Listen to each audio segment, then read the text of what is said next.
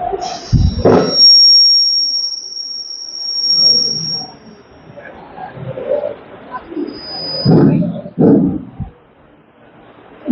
सरलां देवीं रामकृष्ण जगद्गुरु पाद पद्मता प्रणमामि मोहन।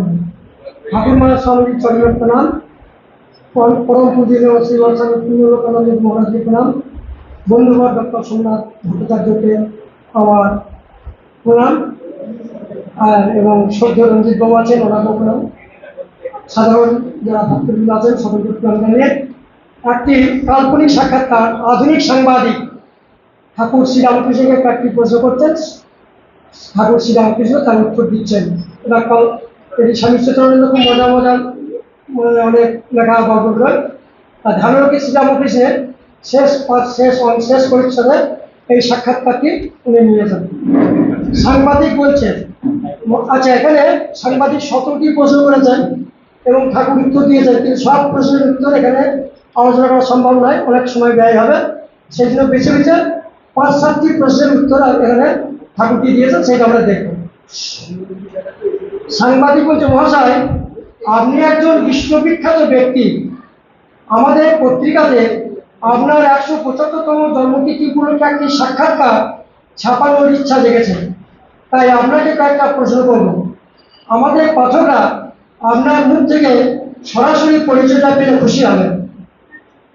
শ্রীরামকৃষ্ণ উত্তর দিচ্ছেন যে আমার নাম শ্রী গদাধর চট্টোপাধ্যায়, বন্ধুরা আমাকে গদায় বলে ডাকত, আর কলকাতার লোক আমাকে শ্রীরামকৃষ্ণ পরমহংস বলে জানত। আমার পিতা ক্ষুদিরাম, মা চন্দ্রমণি, জন্মস্থান কামারপুকুর, জন্ম 1836 সাল, 17 বছর গ্রামে কাটিয়েছি। তারপর আমার বড় ভাই রামকুমার কলকাতায় নিয়ে আসেন এবং সেখানে বেচু চ্যাটার্জি স্ট্রিটে একটা খোলা ঘরে থাকতাম। সেখানে কয়েক বাড়িতে পূজাদি করে দাদাকে সাহায্য করতাম। তারপর 30 বছর 1855 থেকে 1885 রানী রাসমণির দক্ষিণেশ্বরে কাটিয়েছি এবং জীবনের শেষ বছরটা শ্যামপুকুর এবং কাশীপুরে ছিলাম। সাংবাদিক বলছেন যে আমরা জানি আপনি বড় সাধক ছিলেন এবং মা কালীর দর্শন পেয়েছিলেন। আপনি যদি আপনার সাধক জীবনের বিচার কথা কিরকম বাধা বিপত্তির মধ্যে দিয়ে গেছেন তাকে খুলে বলেন। শ্রীরামকৃষ্ণ বলছেন, দেখো হে, আমার সাধন কথা স্বামী সরদানন্দের লীলা প্রসঙ্গে বিস্তারিত লিখেছেন এবং কথামৃতে আমি কিছু কিছু বলেছি, ওসব কথা বই থেকে দেখে নিও। তবে তোমাকে 2-4টে বাধা বিপত্তির কথা বলবো। আমার ঈশ্বর দর্শনের পর মথুর ও কালীবাড়ির লোকেরা আমার হাত পা থেকে পাগল বলে মনে করলো। মথুর কলকাতায় বড় বড় কবিরা জানালো, তাদের কথা মধ্যে যে কত বোতল মধ্যম নারায়ণ আর বিষ্ণুদের মাথায় নাগাইতা নেই। তারপর একদিন কালী মন্দিরে রাসমণিকে চর মারলাম, কারণ সে মামলার চিন্তা করছিল। সেই থেকে মজুর বিশ্বাস করলো যে আমার সত্যি মাথা খারাপ এবং তার কারণ আমার অটুট ব্রহ্মচর্য। তখন সেই ব্রহ্মচর্য ভাঙার জন্য সে একদিন সন্ধ্যায় আমার ঘরে এক বালকণিকা ঢুকিয়ে দিল। আমি তখন মন্দিরে আরতি করছি, ফিরে এসে প্রদীপের খিলনামে দেখি একটা দাগর চোখওয়ালা মেয়ে আমার খাটে বসে। তখন আমি ছুটলাম হরধারী ও হৃদয়কে খবর দিতে। সবাইকে দেখে মেয়েটি লজ্জায় মুখ ঢেকে পালালো। আমার সেই দুর্দিনে ভৈরবী বামনি আমায় রক্ষা করলো। সেই বিদুষী সাধিকা মধুরকে বোঝালো আমার দিব্য মহাভাব এবং বৈষ্ণবচরণ গৌরী প্রমুখের সামনে শাস্ত্র যুক্তি দিয়ে জানিয়ে দিল আমি পাগল নই, আমার ভিতর অবতারের সব চিহ্ন, কি স্বস্তি। তারপর মা জগদম্বা মধুরকে আমার ভিতর শীতকালে রেখে দিলেন।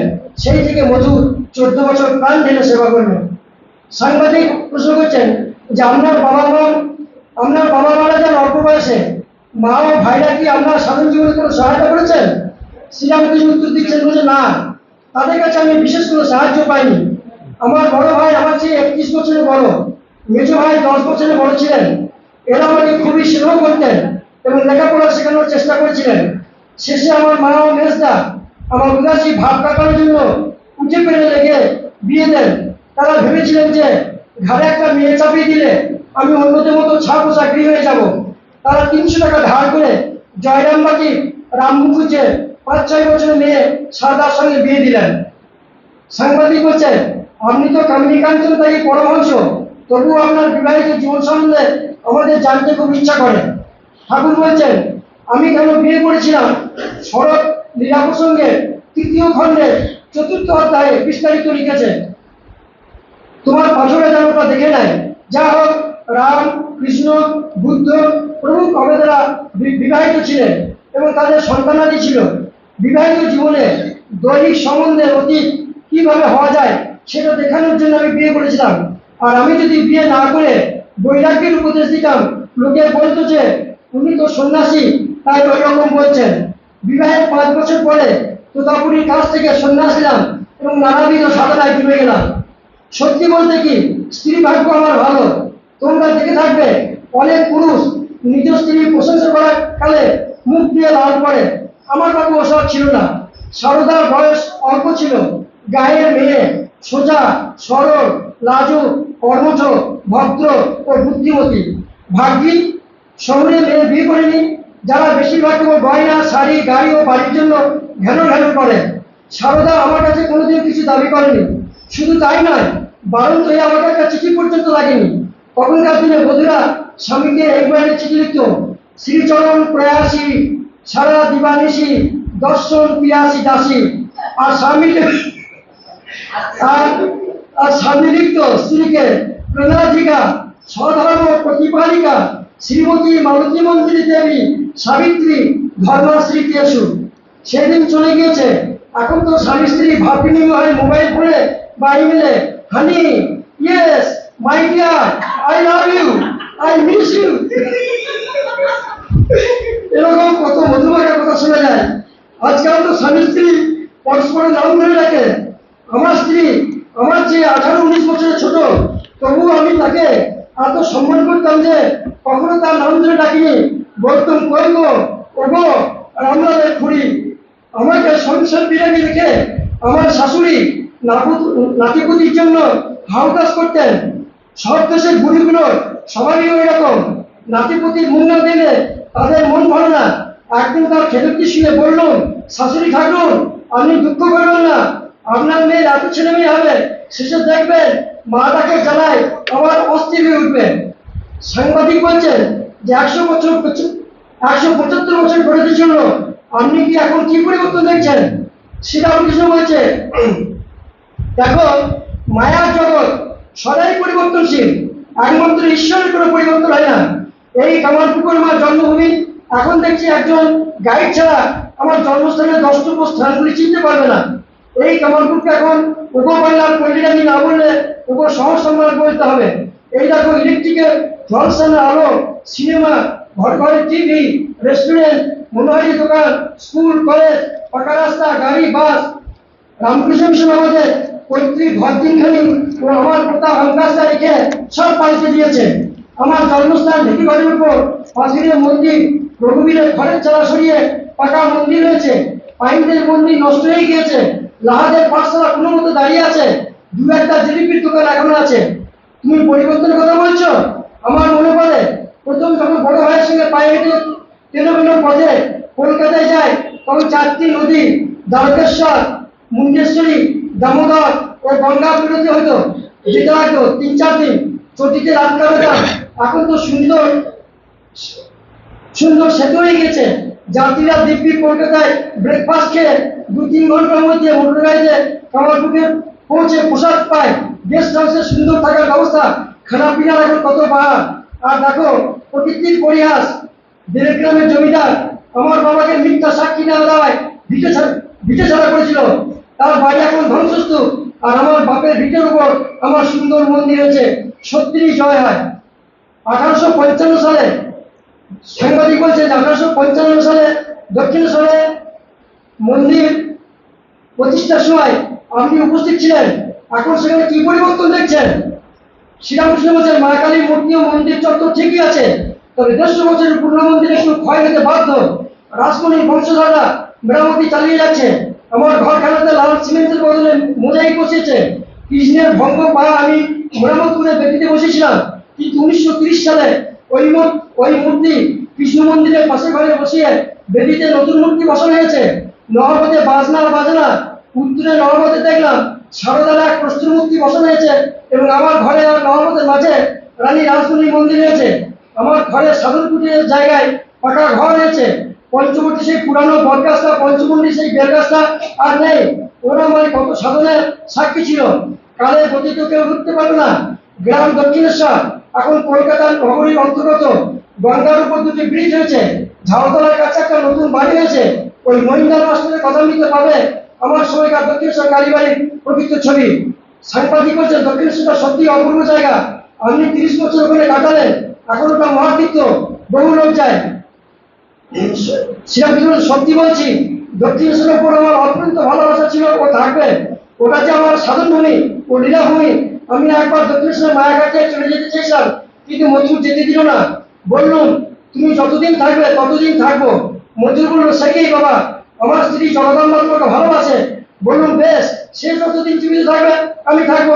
মজুর আবার বলল না বাবা, আমার ছেলে দ্বারিকা তোমাকে কত ভক্তি শ্রদ্ধা করে। বললুম বেশ, সে যতদিন বেঁচে থাকবে আমি দক্ষিণেশ্বরে থাকবো। তারপর বিধি বিধানে দ্বারিকা মারা গেল 1878 সালে এবং জগদম্বা মারা গেল 1880 সালে। 1825 সালে আমার গলায় ক্যান্সার হলো। ভক্তেরা কলকাতায় নিয়ে গেল চিকিৎসার জন্য। 70 দিন শ্যাম্পু করেছিলাম। সকাল সন্ধ্যে লোকেরা কয়লা ঘুটিয়ে দিয়ে উনুন জ্বালাতো, তার ধোঁয়া নাকে ঢুকে দম বন্ধ হওয়ার উপক্রম হতো। তারপর ডাক্তার, সরকারের পরামর্শ মতো ভক্তরা কলকাতার বাইরে বাড়ি খুঁজতে শুরু করলো। কাশীপুরে 80 টাকা ভাড়ায় বাগান বাড়ি পেল। আমি অত টাকার ভাড়া বাড়িতে থাকার পক্ষপাতী ছিলাম না। আবার দক্ষিণেশ্বরে ফিরবার চেষ্টা করলাম। রাখালকে তৈলকের কাছে পাঠালাম, কিন্তু সে দেখা করলো না। শেষে রাম গেলে না বলে হাঁকিয়ে দিল। তাই কাশীপুরে জীবনের শেষ কয়েক মাস ছিলাম। এবার শেষ প্রশ্ন। সাংবাদিক একটা গল্প বলছে ঠাকুরের কাছে, ঠাকুর কি উত্তর দেবেন সেটা বলে আমি শেষ করব। সাংবাদিক বলে গল্পটা খুব বড়, আমি সংক্ষেপে বলছি। রণিগোপাল নামক এক ব্যক্তিকে বিষ্ণুদূত ভুল করে পৃথিবী থেকে স্বর্গে নিয়ে যায়। শেষে এই ভুলের জন্য বিধাতাকে স্বর্গে একটা গাইড ট্যুরের ব্যবস্থা করেন। রণিগোপাল দেখল যে সাহিত্য সম্রাট বঙ্কিমচন্দ্র একাডেমি পুরস্কার পাওয়ার জন্য একখানি বই লিখছেন। কথাশিল্পী শরৎচন্দ্র তার উপন্যাসগুলি সিনেমা রূপ নিয়ে কত টাকা আয় হয়েছে তাই গুনছেন। কবিগুরু রবীন্দ্রনাথ মানসিক বেদনা পাচ্ছেন, কারণ তার গানগুলো বিভিন্ন উৎসবকালে কলকাতার দিনদার লাউডস্পিকারে বাজিয়ে মানুষকে ঘুমতে দিচ্ছে না। একটু এগিয়ে গিয়ে দেখলো যে আপনি এক মনে বই পড়ছেন। ননীগোপাল জিজ্ঞেস করলো, প্রভু আপনি চিরকাল পুঁথিগত বিদ্যাকে পাত্তা দেননি, তবে এখন কেন পড়াশোনা করছেন? আপনি ননীগোপালকে বলেন, দেখো ননীগোপাল, বাঙালি লেখকেরা আমার উপর এখন বই লিখছে পয়সা কামানোর জন্য। আমি যা বলিনি তাও আমার মুখে বুঝিয়ে দিচ্ছে, তাই মন দিয়ে পড়ে দেখছি কোনটা আমার কথা আর কোনটা ওই সালাদের। সাংবাদিকের এই গল্পটা শুনে শ্রীরামকৃষ্ণ হো হো করে হাসতে লাগলেন। শ্রীরামকৃষ্ণ উত্তর দিচ্ছেন, ওই লেখকটা বেশ লিখেছে। সত্যি আমার কথার উপর এখন যে কত রংচং দিয়ে সেন্সেশিয়াল করার চেষ্টা চলছে তা তোমায় কি বলবো। ওই মহিন্দার মাস্টারের কথামৃত ও শরতের লীলা প্রসঙ্গ, এই বই দুখানি আমার বিষয়ে প্রামাণিক গ্রন্থ। একথা তুমি পাঠকদের জানাতে পারো। ওহে, এ তো সবে শুরু। ওই দেখো রাজগোপালাচারী রামকৃষ্ণ পুরুষী লিখেছে, রামেন্দ্র চক্রবর্তী রামকৃষ্ণ ভাগবতম লিখছেন, একটু নম্বুদ্রিপাল রামকৃষ্ণ কথামৃত লিখেছে, অক্ষয় সেন শ্রীরামকৃষ্ণ পুঁথি লিখেছে এবং শরৎ চক্রবর্তী রামকৃষ্ণ পাঁচালী লিখেছে। এরপর আসবে রামকৃষ্ণ গীতা, রামকৃষ্ণ সূত্র, রামকৃষ্ণ পুরাণ, রামকৃষ্ণের অষ্টদল শতনাম, সহস্রনাম ইত্যাদি। 1950 থেকে 60 সালে কলকাতায় আমার উপর কত সিনেমা হয়েছে, যুগদেবতা, শ্রীরামকৃষ্ণ, এমনকি পাগলা ঠাকুর।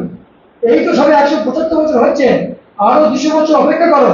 রামকৃষ্ণ পুরাণ অবলম্বন করে বোম্বে সাগর এন্টারপ্রাইজ ও চোপড়া গোষ্ঠী রামায়ণ, মহাভারত, পদ্মপুরাণ ও কৃষ্ণের মতো টিভি সিরিয়াল বের করে সারা পৃথিবীতে আমার ভাব ছড়াবে। নমস্কার।